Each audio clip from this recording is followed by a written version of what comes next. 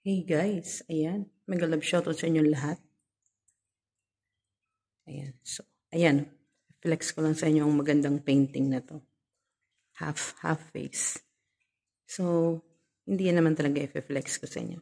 I-flex ko sa inyo kung ano yung mga tanim namin dito sa loob ng bahay. Inaalagaan namin ni Mimi. Ayan o. Ito. Photos. Photos ba to? Ayan, basta. Ayan, ang ganda o.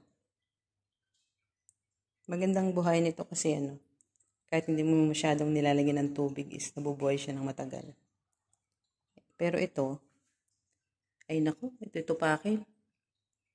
Ito, may tupakin, tinan mo, papatay na naman. Bahala ka sa buhay mo. Tapos ito, ayun, papatay. Ayaw pang itapon ni madam.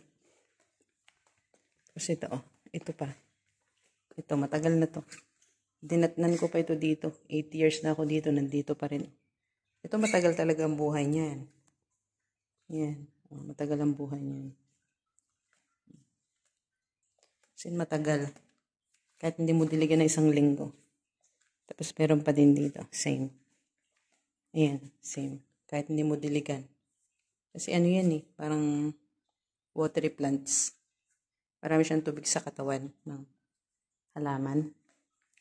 So, asan pa mga tanim namin dito? Ito. Ito yung tanim pa namin. Dito na iba. Magandang painting. Ayan. Pa yung tanim namin. Ayan. Photos din ito. Ayan. Nabubuhay-buhay na nga siya. Ito yung inilagay ni Amo sa labas.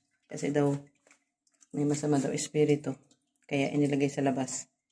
E di ibis na mabuhay ay namatay. Buti nga nabuhay ko ulit. Tsaka yan. Another photos. Photos ba yan? Ayan, whatever. Kung ano man yan. And,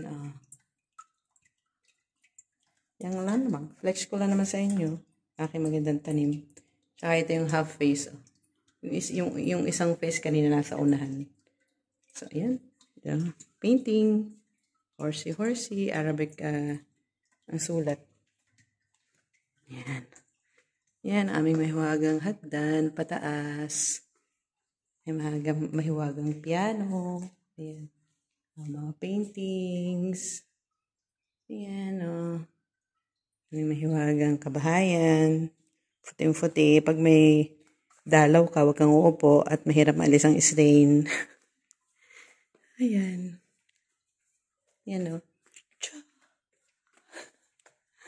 Ayan. Flex ko lang naman sa inyo. Okay, bye.